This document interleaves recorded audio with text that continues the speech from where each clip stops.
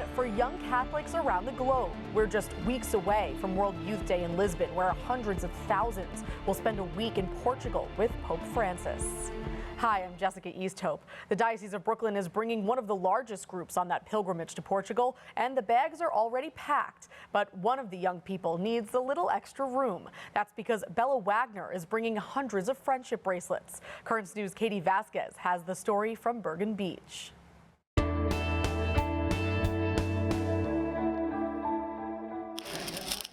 Young Catholics stringing together words of faith. The youth at St. Bernard of Clairvaux Parish in Bergen Beach are making these bracelets not for themselves, but for others. Parishioner Bella Wagner will be packing them in her suitcase and bringing them to World Youth Day in Lisbon, Portugal, where she hopes to trade them with some of the hundreds of thousands of young Catholics coming from all around the world. Bringing your creativity to other people around the world, to teach them about the missions and to connect with other people around the world. She came up with the idea while at a Taylor Swift concert. I saw that there were people at the concert who were trading bracelets and they have different sayings on them, and that was kind of an inspiration behind this project. And has recruited others from the church to assemble the beads. It just gives me more joy that I'm doing good deeds for God. I do a lot in the church. I'm part of the youth ministry, so I always like to help out, and this is just something that I figured I could do. The bracelets are not the only bit of craft the teens are taking part in. 1, 2. They are also creating 2 giant World Mission rosaries, but these aren't meant for trading. This rosary in particular is going to be brought with us to Portugal, and we're going to tie our prayer intentions to it and have the people of the world pray together for everyone in the world. One of those is coming back with them to Brooklyn. The other they are hoping to gift to the Holy Father. In Bergen Beach, Katie Vasquez, Currents News.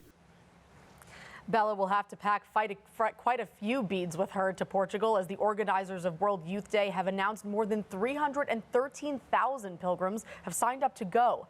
Breaking down the countries with the most attendees, the top spot actually goes to neighboring Spain with more than 58,000 young people. Second place is Italy with more than 53,000 pilgrims, followed by France with 41,000 pilgrims, Portugal with 32,000 pilgrims, and the United States with 14,000 pilgrims.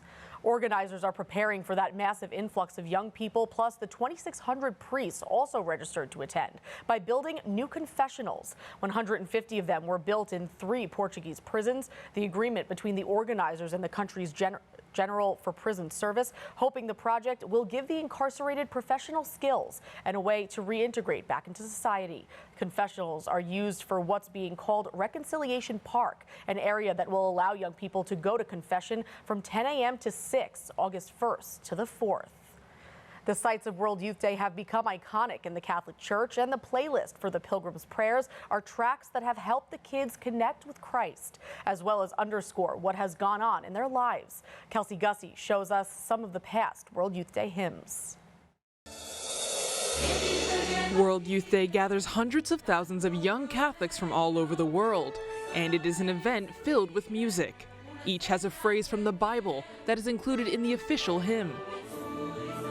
Pope St. John Paul II's last World Youth Day was held in Canada in 2002. It took place shortly after the September 11 attacks in New York City. This tragedy strongly influenced the tone of the event. In fact, the official hymn called young people to be the light of the world, especially in difficult times.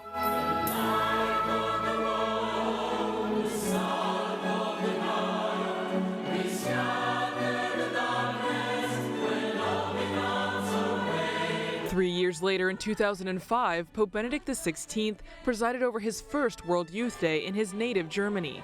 One of his initiatives was to encourage young Catholics to include a time of Eucharistic adoration in their lives.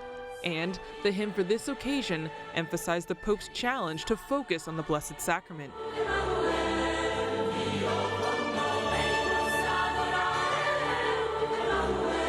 The first World Youth Day celebrated in Central America took place in Panama in 2019. This international pilgrimage had a strong Marian devotion, as the young people sang a hymn honoring Our Lady of Fatima.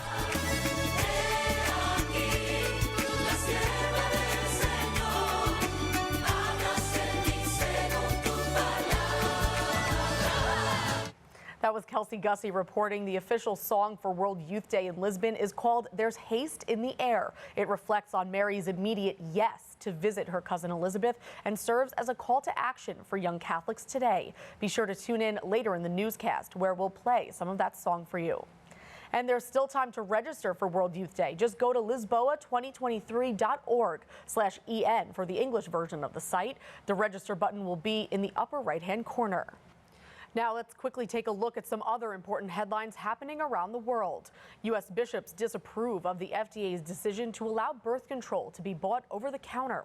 One pill will be available next year with no age restrictions. Another priest has been forced to leave Nicaragua. Father Douglas Guevara is just the latest of several religious men and women who have been arrested or expelled by the anti-Catholic regime. According to a new Gallup poll, a majority of Nicaraguans are against the imprisonment of a bishop there, nearly 80%. That is this current news update. I'm Jessica Easthope. Thank you for joining us because we are putting your faith in the news. Before we go, let's listen to the official song for World Youth Day 2023 in Lisbon. There's Haste in the Air. Hope to see you again next time.